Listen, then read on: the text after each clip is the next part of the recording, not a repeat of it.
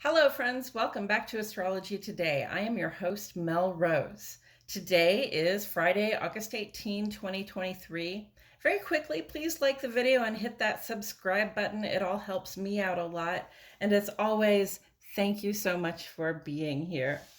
The sun is in Leo at this time, so we demonstrate loyalty and generosity in our outer lives, celebrate our own creative self-expression, and appreciate that of others.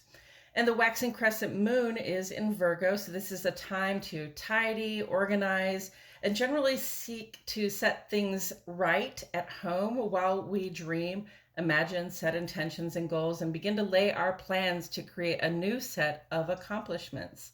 Today, the moon is conjunct Mars and Mercury, emphasizing the ongoing merger of plans, communications, and action in Virgo's mutable sign, Earth sign, in Virgo's mutable Earth sign, because the moon is waxing. The planning and initiative now surround what we hope to achieve in time for the full moon coming up on Wednesday, the 30th.